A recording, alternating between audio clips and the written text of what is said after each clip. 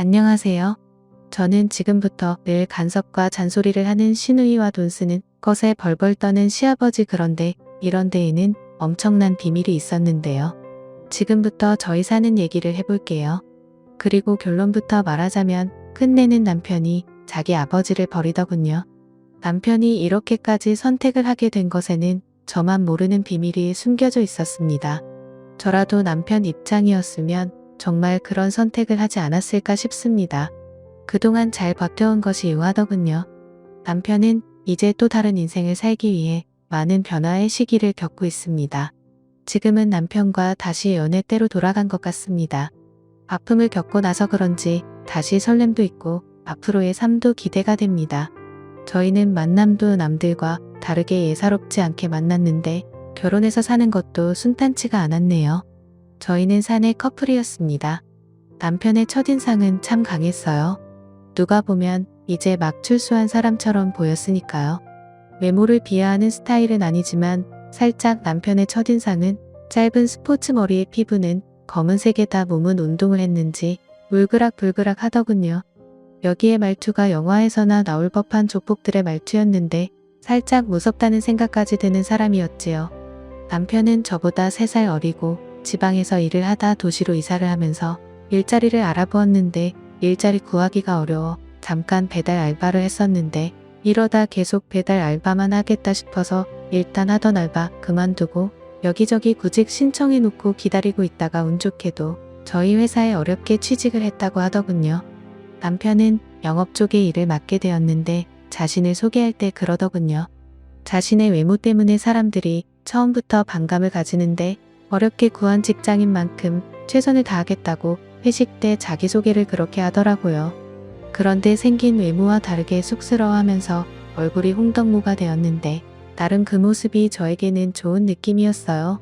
전혀 긴장하지 않을 것 같은 외모로 벌벌 떠는 모습을 보니 순수해 보였어요.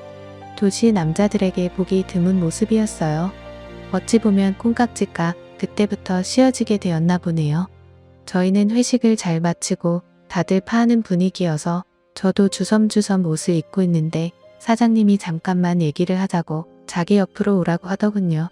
원래 저희 사장이 술을 안 먹을 땐 멀쩡하고 직원들 잘 챙기는데 주사가 아주 못된 버릇이 있어서 밥만 먹고 가는 직원도 있고 이런 분들은 경력이 찬 분들이라 가도 말이 없죠. 그러나 저처럼 말단 직원은 윗 상사들의 눈치도 봐야 하고 사장 눈치도 봐야 하니 밥만 먹고 일어날 수 있는 자리가 아니다 보니 어느 정도 분위기 맞추다 일어나거나 사장이 취했다 싶으면 몰래 도망을 가기도 했어요. 그런데 그날따라 사장이 평소보다 많이 취해서는 저를 부르는 겁니다. 저는 못 들은 척하고 그냥 옷을 입고 나가려고 하는데 아주 큰 소리로 저를 부르더군요. 그 상황에서 그냥 나갈 수 없어 일단 사장님 옆에 앉긴 했어요. 그런데 순식간에 이 사장 또라이가 제 어깨에 손을 넣었더니 저에게 기대려고 하는 겁니다. 순간 저는 사장의 손을 떼어내려고 했는데 이놈이 술에 취하니까 손 힘이 어찌나 센지 제 어깨를 더 힘주어 잡더군요. 그때 신입이었던 저의 남편이 사장의 손을 잡아 비틀어 버렸어요. 다들 놀라서 어쩔 줄 몰라 하더군요. 사장도 어안이 벙벙한지 가만히 있더라고요. 남편이 사장한테 한마디 날렸어요. 이딴 식으로 직원을 대하는 건 아니지 않습니까? 사장이라 이 정도로 끝내는 겁니다. 하고 저를 일어나라는 눈빛을 보내더니 나가자고 하더군요. 그때 또 한 번 멋짐을 봤네요. 한 번도 느껴보지 못한 남자의 모습이었습니다. 솔직히 저희 남자 직원들은 사장 눈치 보느라 이런 모습은커녕 오히려 대략 빨리 비유 맞추고 끝내고 가자라는 식으로 저희를 마치 술집 여자처럼 대했거든요. 직장 내의 성희롱 정말 언제쯤 끝나나 했는데 저희 남편이 그때 완전 끝을 내줬어요. 그날따라 많이 놀라고 기분 더럽고 일을 그만둬야 하나 싶었는데 그때 남편의 도움으로 마음을 다시 다스릴 수 있었죠. 예전부터 퇴사 고민 안 했던 건 아니에요. 그런데 친구들 얘기를 들어보면 다른 곳도 여기저기 알려지지 않아서 그렇지 여자가 회사 생활하기 힘든 곳 많다고 하더라고요. 그나마 사장 이놈이 술만 안 먹으면 별 상관없는 회사였거든요. 저희 회사 일도 저에게 잘 맞고 재밌고 그동안 해온 것도 아깝고 그러니까 술만 먹으면 개되는 사장 빼고는 다 좋은 곳이어서 그동안 버텼거든요. 그런데 이 일로 이제는 고민하지 않고 회사를 다니게 되었어요. 정말 다음에 회식이 있었는데 사장 절대로 참석하지 않았습니다. 사장 술만 먹으면 그런 사람인 거 직원들이 말을 안 해주니 자신이 그렇게까지 하는 줄 모르고 있다가 이번에 된통 크게 당하고 회사 내에 말이 돌면서 사장도 알게 되면서 자기도 들은 게 있으니 나중에 머쓱했겠죠. 어쨌든 자기가 알아서 자리를 피하더군요. 한 번도 사장한테 덤비는 사람이 없어서 꾸준히 추태를 보였는데 사장이 이제는 대련 남편의 눈치를 보더라고요. 남편의 아주 큰 활약으로 회식의 자리가 즐거워졌어요. 저희는 그날 이후로 약간의 썸을 타게 되었어요. 회식 자리에서 나왔을 때도 그대로 저를 혼자 보내면 안심이 안 된다고 하면서 집 근처까지 데려다주는 자상함까지 보이더군요. 그날부터 저의 심장은 다음날 이 사람을 멀리서 보는데도 자꾸 심장이 나대는 거예요. 저는 연애라는 것을 한 번 더 해본 적이 없고 그냥 싹사랑 아니면 그냥 썸 이 정도만 해봐서 이번도 이러다 말겠지 했어요. 그런데 날이 갈수록 이 사람이 저에게 관심을 보이고 신경 쓰이게 하는 거예요. 그럴수록 저의 심장은 더 나댔어요. 점심을 먹고 나면 제자리에 커피를 가져다 놓질 않나 퇴근 시간대가 되면 밖에서 저를 기다리고 있는 거예요. 저는 이 사람의 마음을 알고 싶어서 물어봤네요. 왜 나한테 잘해주는 거야? 잘해주고 싶으니까. 상사로서? 아님 누나로서? 참 가만히 보면 두뇌의 연애 안 해봤나요? 남자가 매일 커피 대령의 퇴근 시간에 맞추어서 기다리고 있으면 뭐겠어?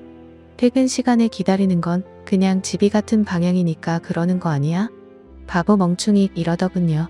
사실 저희는 회식 때 그 일이 있고 저를 집에 데려다 줬다고 했잖아요. 그날은 제가 놀라고 힘들었을까봐 어떠한 말도 하지 않더라고요. 그런데 다음 날 또 저를 기다리고 있길래 저는 괜찮다고 거절을 했는데 이 사람 한다는 말이 자기도 저희 집 가는 방향이랑 같다고 하면서 저를 기다린 게 아니라고 하는데 조금 민망했어요. 저희는 그렇게 같이 버스를 타고 가면서 이런저런 얘기를 나누게 되었습니다. 제가 먼저 내리고 남편은 한두 정거장 더 가는 것 같았어요. 저희는 아침에 서로 다르게 출근을 하고 퇴근 때는 서로 약속이라도 한 것처럼 같이 움직이게 되었죠. 이상하게 저는 한 달 동안 이 사람과 다니면서 저녁 약속을 아예 잡지 않았어요. 이 사람도 마찬가지로 약속이 없었던지 저와 같이 퇴근을 했네요. 회사 내에서는 제가 상사니까 반말을 안 했는데 밖에서는 제가 누나니까 회사를 나오면 바로 반말로 말을 했는데 자꾸 자기 보고 동생 취급하지 말라고 하는데 그때까지도 저는 이 사람의 마음을 몰랐어요.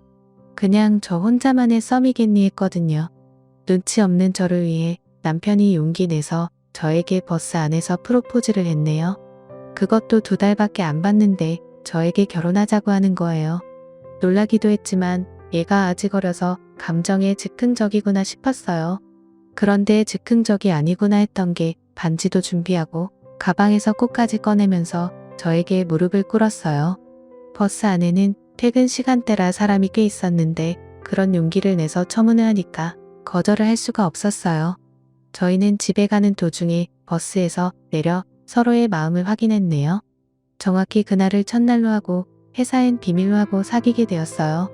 늦게 배운 도둑이 날 새는 줄 모른다고 저는 연애라는 걸 처음으로 해서 그런지 제 삶이 이 사람과 있냐 살기 시작했어요. 저라는 사람을 완전히 이 사람에게 맞추게 되었죠. 사랑을 하면 변한다는 말 실감이 되더군요. 감정 표현에 미숙했던 저는 남편을 만나면서 하나하나 변하기 시작했습니다.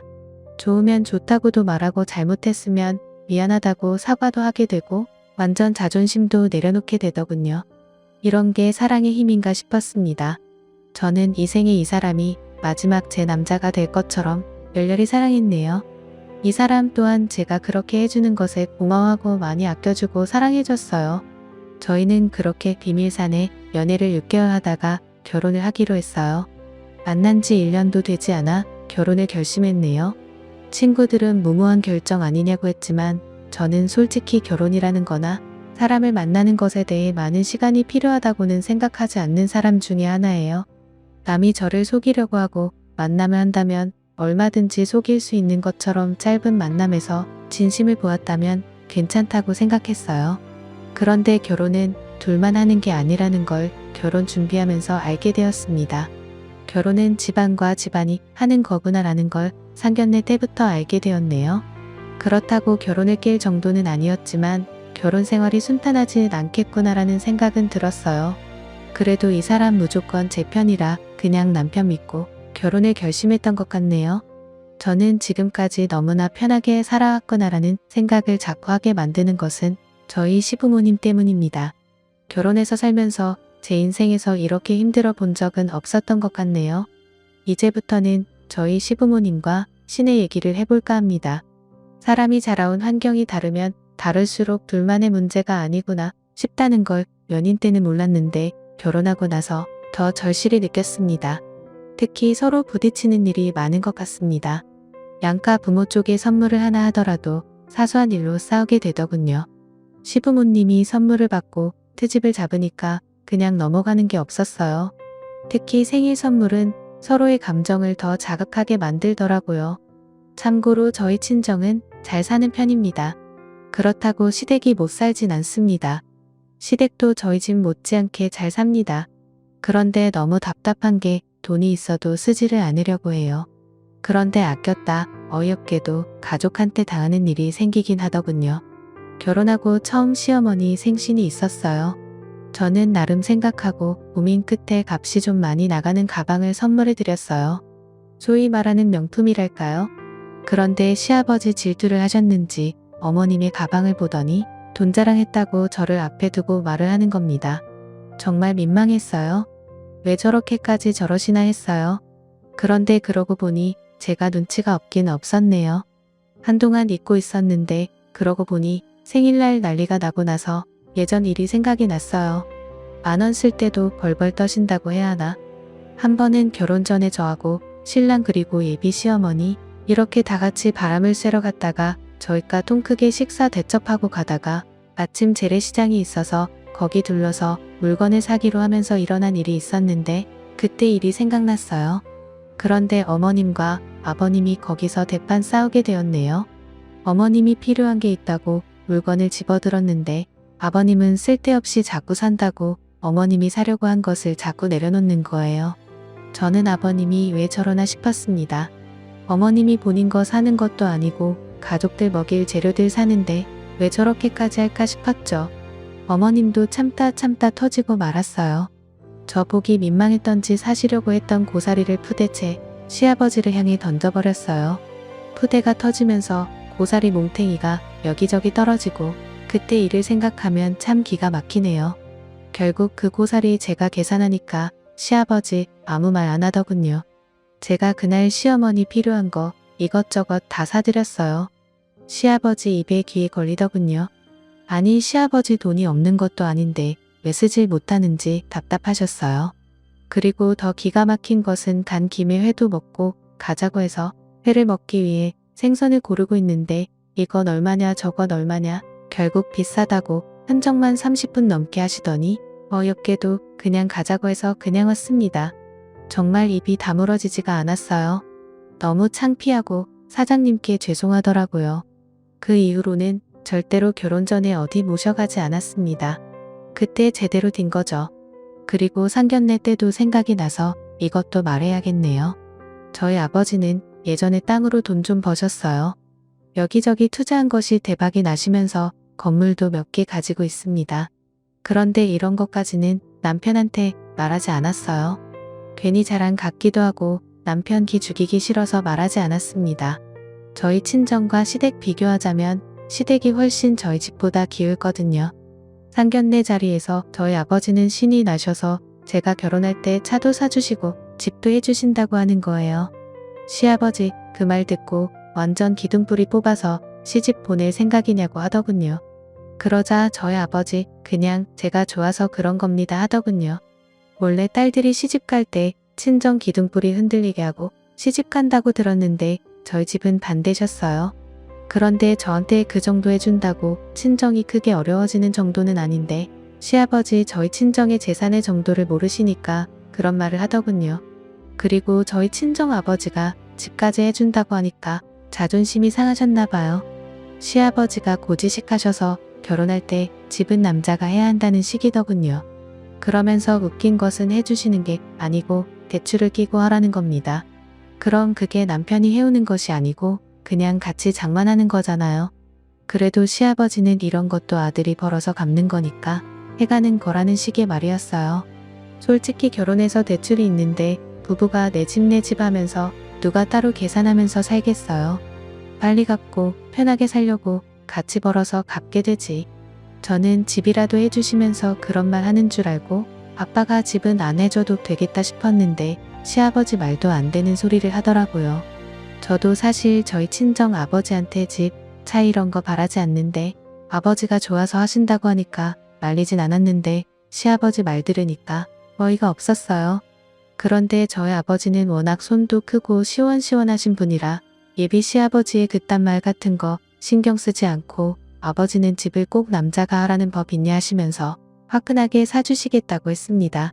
저는 시아버지 그래도 끝까지 고집 부릴 줄 알았는데 저희 아버지 말 확실하게 대답 듣고서는 시아버지 못 이기는 척 받아들이더군요. 이 심보를 뭐라고 표현해야 할까요? 그런데 이런 데에는 다 이유가 있었다는 거를 나중에서야 알게 되었습니다. 그때 시어머니도 했던 말이 생각나네요.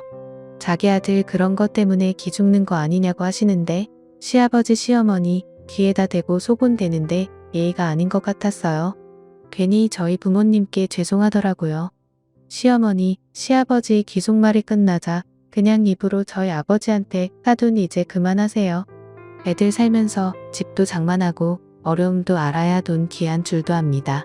저희 시어머니 갑자기 그런 말을 하더라고요.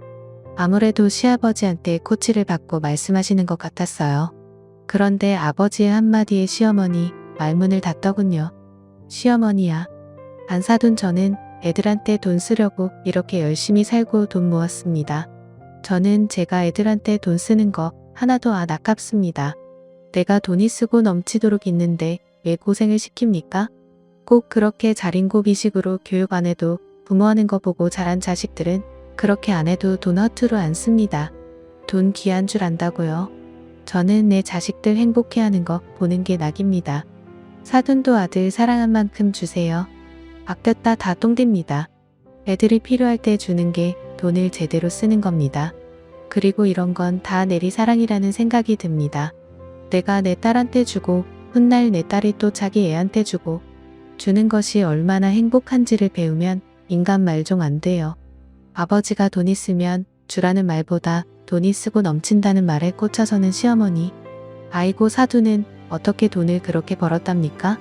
그렇게 많으시니까 퍼주고도 남으니까 주는 거죠. 저는 먹고 죽으려고 해도 없습니다. 말을 하니까 또 시아버지, 저희 아버지한테 지기 싫어서 자기는 돈이 있지만 애들이 고생이 뭔지 느끼게 하고 싶어서 안 주는 것뿐이라고 하더군요. 저희 아버지가 그 말을 놓치지 않고 말을 했어요. 사돈 그렇게 돈이 있으면 애들 필요할 때 주세요.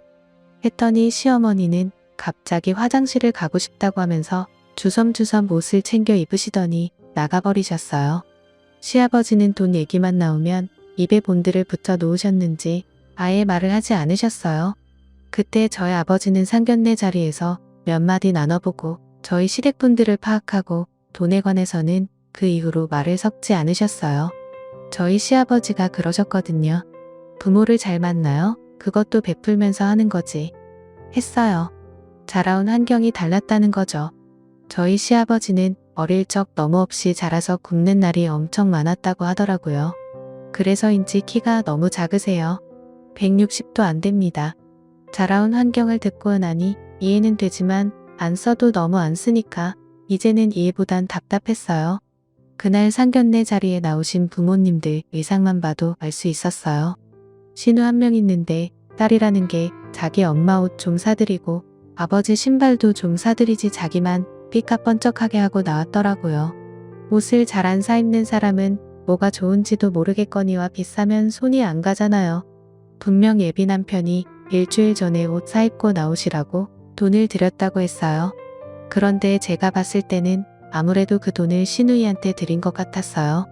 나중에 다시 확인해보니 아니나 다를까 정말 그 돈을 시누이한테 부모님 모시고 백화점 가서 옷 사드리라고 돈을 드렸다는 거예요. 그 돈을 세상에 지 몸에 처바르고 나왔더라고요. 시어머니한테는 시누이 이것이 시어머니 시집 올 때나 입었던 옷이나 되려나? 알록달록 무슨 색종이도 아니고 아주 파란색 원피스에 두꺼운 허리 벨트를 하고 스카프는 어찌나 촌스러운지 무슨 보자기를 목에 메고 있는 것 같았어요. 충격이었어요. 시아버지 역시 체키무늬의 양복에 신발은 뒷굽이 다 달아서 아주 안쓰럽더군요. 솔직히 처음 만나 시장 갈 때도 그때도 놀랐거든요. 그래서 남편한테 예비 시부모님 옷이 말도 못하게 입으셨길래 이 사람 기분 상하지 않게 부모님 옷 좀 사드리고 싶은데 사드려도 되냐고 하니까 안 그래도 자기가 돈을 주면 꼭 옷은 안 사 입고 다른 데 쓰신다고 하는 거예요.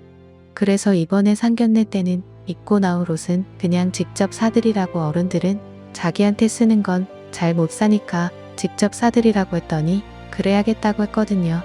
그런데 이 사람이 결혼 전 계속 바쁘다 보니 결혼한 자기 누나한테 부탁을 한 모양이더라고요.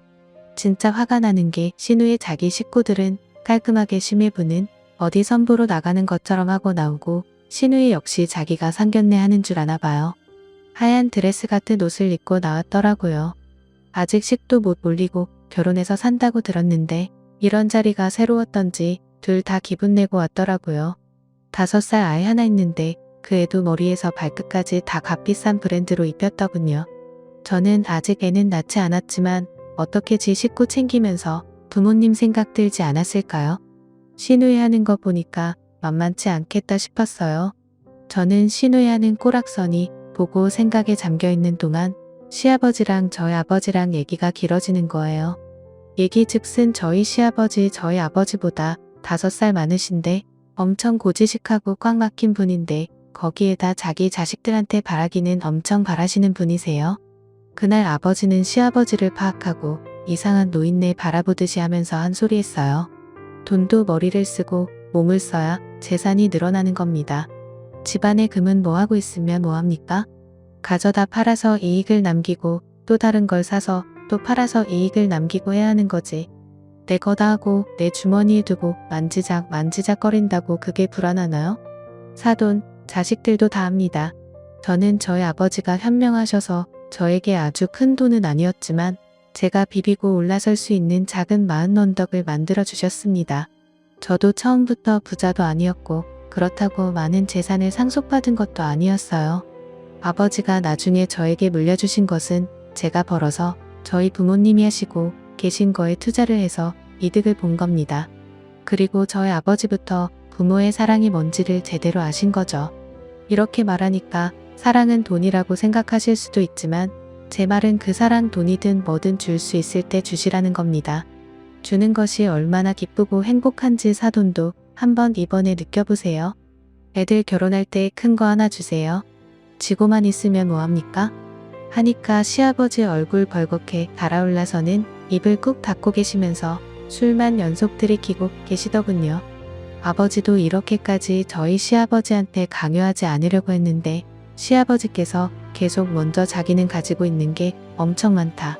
하지만 자식들 고생해봐야 돈 귀한 줄 아니깐 일부러 안 준다 이러니까 그냥 친정아버지가 일부러 더 찔러댔어요. 그런데 긴 침묵을 깨고 하신 소리가 너희들 나한테 바라지 마라. 난 내 엄마랑 나 먹고 살다 죽을 정도의 돈밖에 없다. 절대로 돈 못 주니깐 바라지 마라 하시는데 꼭 저희가 돈 달라고 하는 것 같았어요. 그래서 제가 걱정 마세요. 지금 못 주시면 나중에 주실 수 있을 때 주세요. 그렇다고 꼭 달라는 소리 아니에요. 주신다면 감사하게 받겠다는 거예요. 했더니 시댁 쪽의 시누이 그리고 시아버지 표정이 어이없다는 표정이었고 화장실에 갔던 시어머니 들어오시면서 저의 말을 듣고 너 아직 결혼도 하기 전에 너무 나서는 거 아니냐? 말을 당차게 하네. 너 설마 할 말 다 하는 성격이냐? 난 그 꼴 못 본다. 사돈도 알아두세요. 저는 또박또박 말 듣고 하는 며느리 가만 안 두려고요. 하면서 그 자리에서 기선제압을 하더군요. 저희 엄마 그런 말까지 듣고 가만히 안 있죠. 저희 엄마가 곱상하게 생겨서 말 한마디 안 하고 있으니까 숙맥이라고 생각하셨던 것 같아요. 엄마가 드디어 입을 여줬어요. 저희가 더 긴장되더군요. 아 그러세요? 저도 사이가 내 딸한테 못하고 저희들 말에 또박또박 말 대꾸라도 하면 저도 가만 안 둘 겁니다. 알아두세요. 여자만 며느리 노릇 하라는 법 없지 않습니까?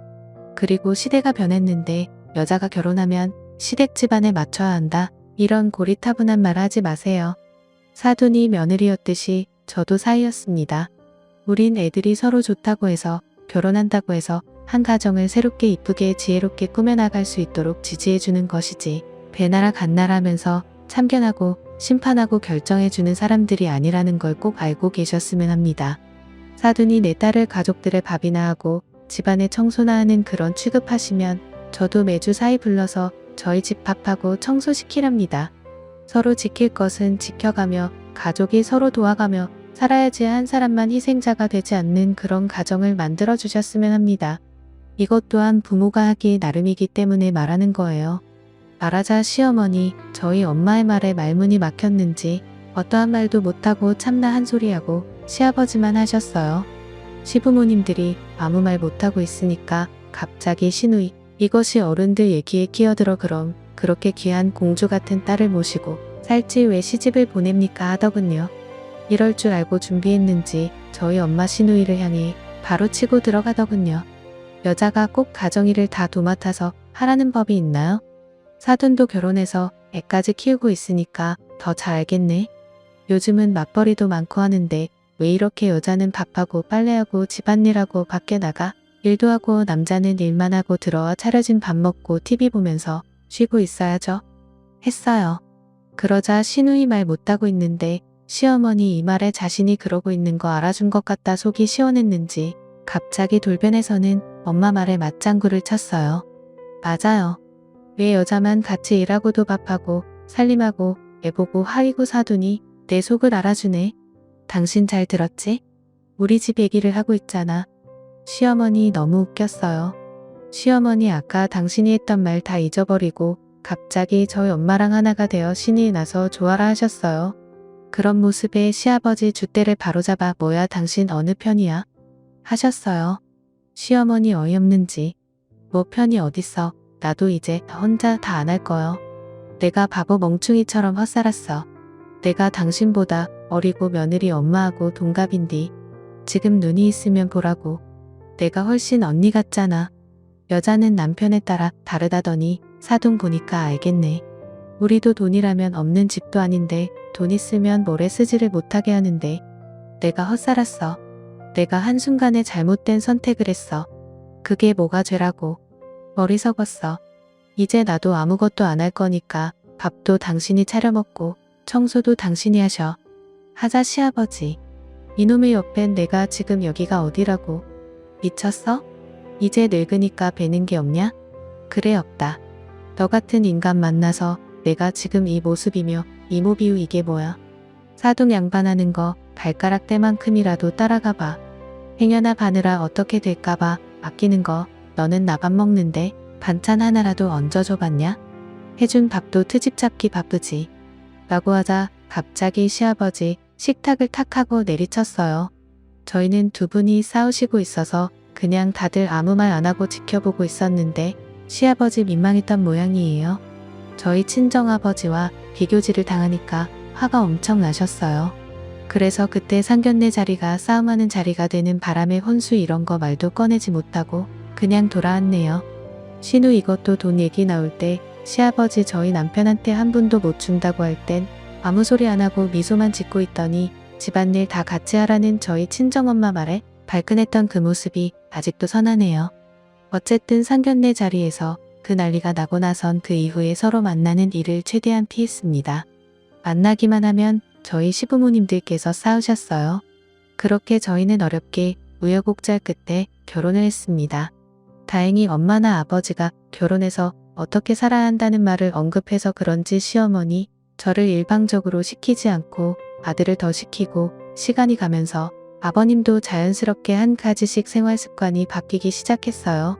그래서 저희 시댁은 저희 부모님 때문에 어느 순간 여자 남자 며느리 딸 이런 거 사라지게 되었는데 신우 이것이 바뀌지 않고 자꾸 잔소리를 해댔어요. 걸빗하며 시댁에 와서는 일 같지 않은 일로 트집을 잡았죠. 쉬는 날이면 자꾸 저를 시댁에 불러서 일을 시켜서 일을 잘했네 못했네 평가하고 비교하고 자기 친구들 올케도 부잣집 여자인데 못하는 게 없다고 하면서 요즘은 되려 잘 사는 여자애들이 잘하는 게 더 많다고 하는 겁니다. 정말 시어머니도 안 하는 잔소리를 신우가 하니까 미워서 저를 시댁에 부를 때 핑계를 대고 안 간 적도 있었는데 그것도 너무 써먹으니까 안 통해서 그냥 있는 그대로 솔직하게 안 간다고 했어요. 그랬더니 한 번은 그날도 어김없이 신우가 시댁에 왔다고 오라고 해서 그날은 진짜 그냥 쉬고 싶다고 못 간다고 했습니다. 그랬더니 신우 전화해서 어른이 오라고 하면 퍼뜩 달려와야지 버르장머리까지 거론하며 저에게 말대포를 싸더군요. 저는 남편과 싸우고 싶지 않아서 제 선에서 끝내려고 몇 번은 갔는데 이번만큼은 정말 가고 싶지 않아서 안 갔어요. 신우는 가만히 보면 꼭 일만 벌려놓고 저를 불러요. 그래서 더 가고 싶지 않았어요. 신우 보면 뭘 그리도 저를 잡으려고 기선제압에 나서는지 이해가 안 돼요. 저를 잡아놓고 뭐 하려고 하는지. 그런데 가만히 시간을 가지고 보니 자기들은 왕대접 받고 저는 시댁 식구들 뒤치다거리로 시키려고 하더군요. 싸가지 없는 신우, 지 딸 시댁에 데려다 놓고 뒤치다거리도 저한테 시키더군요. 애가 자기한테 뭘 해달라고 원하면 속모한테 해달라고 하면서 저에게 보내는 거예요. 아니 신우 딸이 제 딸입니까? 왜 저한테 마치 자기 딸이 제 딸이냐 저에게 떠넘기시는지. 아유 또 흥분했네요. 그래서 이번엔 그냥 무시했어요. 그랬더니 신우 이것이 저희 집으로 반찬거리 만들 재료를 가지고 쳐들어왔어요. 황당했습니다. 시어머니가 급하게 모임을 간다고 신우한테 부탁을 했나봐요. 그런데 신우 어머니한테 돈까지 받아서 자기 거 반찬까지 하는데 하다가 갑자기 며느리가 있는데 왜 내가 해야 하나라는 생각이 들었다네요. 아니 시어머니 반찬 만들면서 자기 반찬 더 보태서 만드는데 말입니다. 뭐가 그리 억울한지 그걸 다 싸매고 왔더라고요. 저는 못하니까 가지고 당장 나가라고 했어요. 그랬더니 신우 이것이 욕을 하고 달려들면서 제 옷을 잡아당기길래 저도 옷 똑같이 잡아당기면서 싸우게 되었습니다. 이것이 먼저 제 머리를 치길래 저도 똑같이 쳤어요. 막고 있으라는 법 없잖아요. 저는 성질의 대문을 활짝 열어 제치고 그 반찬 재료들 죄다 현관 밖으로 던져버렸어요. 밖에는 시금치며 콩이며 멸치 아주 난리가 아니었어요. 그렇게 하고 나서 한 소리 했죠.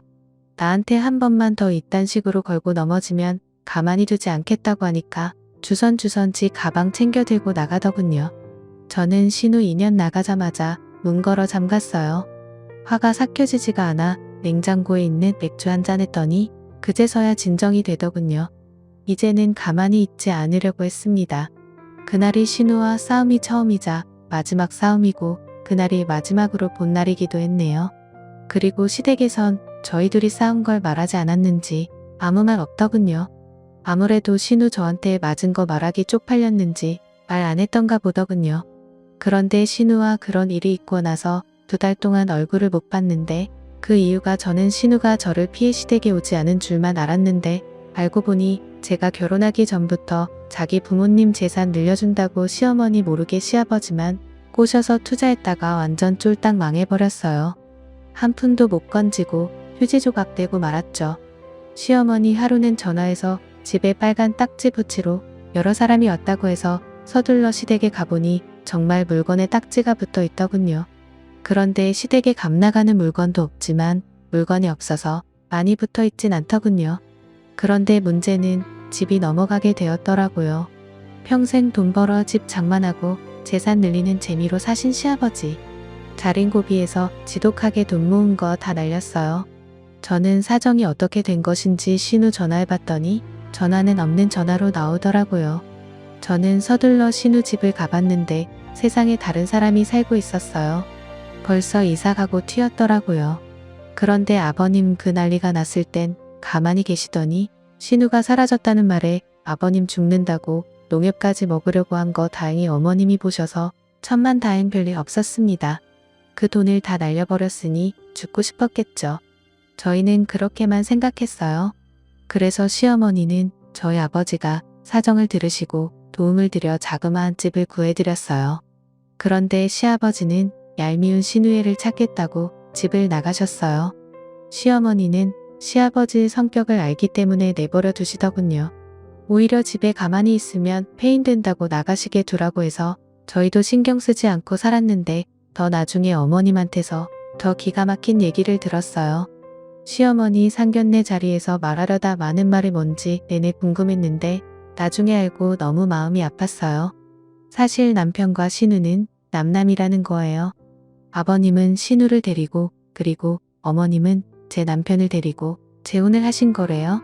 어머님은 남편이 뱃속에 있을 때 사고로 남편의 친아버지가 사고로 돌아가셨다고 해요. 애 낳고 혼자서 살다가 남편이 3살이 되었을 때 재혼을 했다고 합니다. 그래서 시집살이를 엄청 당하고 살아도 또다시 자식한테 아버지 없는 자리 만들어주지 않으려고 힘들어도 참고 숨죽이고 할 말 못하고 죄인처럼 살아오셨다고 하더라고요. 옛날 부모님 세대에는 다들 그러셨다고 얘기는 들었지만 저희 시어머니가 그런 분인 줄은 몰랐네요. 어렵게 비밀을 말해주더라고요. 사실 남편도 신우도 몰랐던 일인데 저희 결혼식 2달 남겨두고 갑자기 시아버지가 자식들한테 고백을 하자고 해서 알려줬다고 합니다. 그 말을 들으면서도 이상하다 생각했는데 더 기가 막힌 일이 생겼어요. 너무 어처구니 없는데 그렇게 나간 시아버지가 세상에 사람을 사서 딸하고 작정하고 일을 꾸민 거였어요. 친자식인 자기 딸한테만 재산을 주려고 일을 꾸몄더라고요. 다 빼돌려 놓고 사기를 치려고 했다군요. 농약 사건도 다 쇼였던 거죠. 그런데 여기서 더 기가 막힌 것은 그 딸이 모든 것을 다 챙기고 진짜로 아버지를 버려두고 도망을 가버린 겁니다. 드라마에서나 나올 법한 얘기 아닌가요? 한순간에 낙동강 오리가 된 시아버지, 이 사실이 알려질까봐 집을 나간 것더라고요. 사실이 밝혀지는 건 시간 문제였으니까요. 남편이 아무리 봐도 사건 터지고 일 돌아가는 게 미심쩍어서 저희 아버지 도움받아 여기저기 알아보았는데 이런 엄청난 일을 벌였더라고요. 남편은 얼마나 화났으면 몇십 년을 아버지로 알고 지냈는데 이런 사기를 친 것을 알고 한순간에 모든 것을 내려놓더라고요. 그래서 남편은 나쁜 아버지를 버리고 인간 같지도 않은 가짜 누나도 버렸습니다. 지금은 오히려 되려 더 행복한 것 같아요. 저희 아버지께서 저희 남편을 말없이 꼭 안아주시면서 등을 쓸어 내려주시더군요. 저희는 이제부터 새롭게 다시 가족이 되어서 다시 시작하고 있습니다. 거짓으로 시작한 거짓 사랑 끝내는데 참 오래 걸린 것 같아요. 한편으로는 차라리 너무 잘된 일이 아닌가 싶습니다. 이제부터는 저희 남편이랑 시어머니 꽃길만 걷게 해주고 싶어요. 다음 사연입니다. 안녕하세요. 가족 일이라 어디서 터놓고 얘기하기도 부끄러워서 답답한 마음 좀 터놓고 다른 분들 얘기도 듣고 싶어서 이렇게 했습니다. 전 남자친구와 결혼 전제로 교제를 시작했고 양가에도 결혼에 대해 미리 알렸고 허락도 받았습니다. 원래대로라면 19년 가을에 상견례를 하고 20년 봄에 결혼해야 했었죠. 제 위로 언니가 있는데 집에 알릴 당시에 언니에겐 남자친구도 없었고 언니는 결혼 자체에 생각이 없다고 했습니다. 언니보다 먼저 결혼해도 상관없다고 언니 부모님의 허락을 받았고 결혼 계획 또한 양가 집안에 다 알린 상태라 시일이 가까워지면서 5월 단위까지는 결정된 상태입니다. 날짜 조율해서 진행하기로 했습니다. 우리 집에 인사를 드리러 가기 2주 전 갑자기 언니가 남자친구를 집에 데려와서 인사를 드리더라고요. 저는 언니가 인사드리는 하루 전날 얘기를 들었고 언니에게 정식으로 인사드리는 거냐, 결혼은 언제 할 생각이냐, 내가 결혼 준비하고 계획 세우고 그러고 있는데 언니 나랑 날짜 겹쳐서 준비하려고 하는 거냐 등등 다 따져 물었고 돌아오는 대답은 정식으로 인사드리는 것이 아니 그저 양가에 이런 사람과 교제한다고 알리는 것뿐이다. 그저 가벼운 인사 드리는 거다였습니다. 사족을 붙이자면 이 인사 드리는 것에도 잡음이 있었습니다.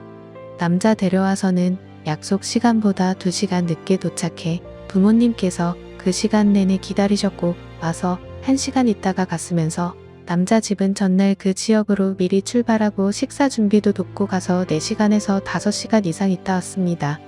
우리 집을 무시하는 거다 난 이해가 가지 않는다고 했지만 부모님께서는 더 큰 소리가 나는 걸 원치 않으셔서 앞으로의 행동을 지켜보신다며 덮고 가자고 잘 달래셨습니다.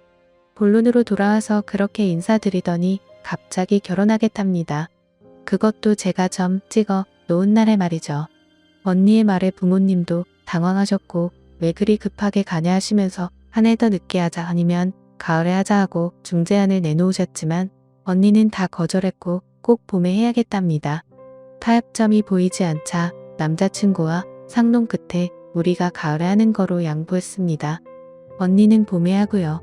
그렇게 저희 커플이 양보하자 기다렸다는 듯이 칼같이 날짜 잡고 상견례를 하고 준비 딱딱 하더라고요.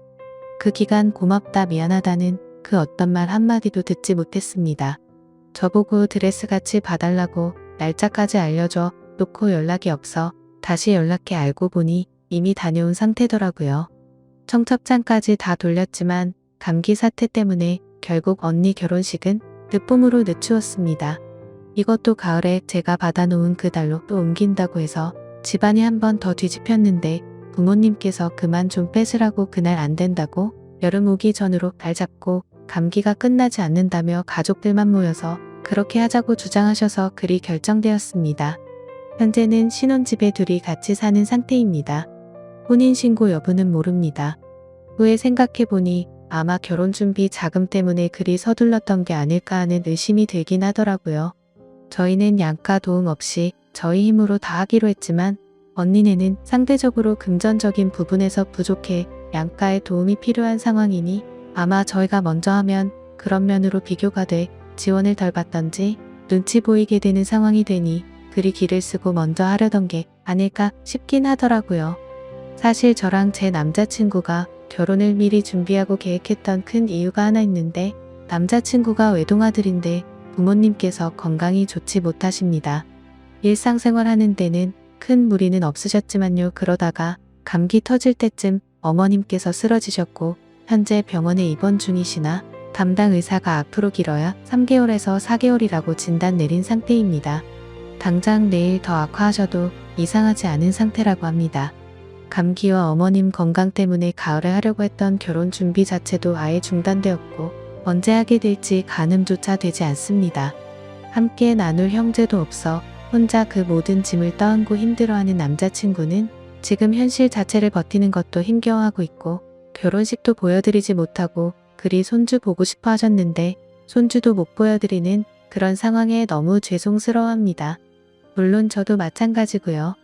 만약 언니가 내 결혼식 날짜를 가로채지 않았더라면 어머님께서는 결혼식에 참가하실 수 있으셨을 것이고 손주도 보셨을 수도 있을 것이고 이렇게 건강도 나빠지지 않으셨을 수도 있지 않았을까 하는 마음에 언니가 너무 믿고 속상하고 그렇더라고요. 피하지 못할 현실에 그저 그 원인을 언니에게 떠넘기고 언니 탓을 하고 싶어하는 그런 마음이려나 싶다가도 속상함과 화남 남자친구와 예비 시부모님께 죄송스러운 마음이 복잡하게 됩니다.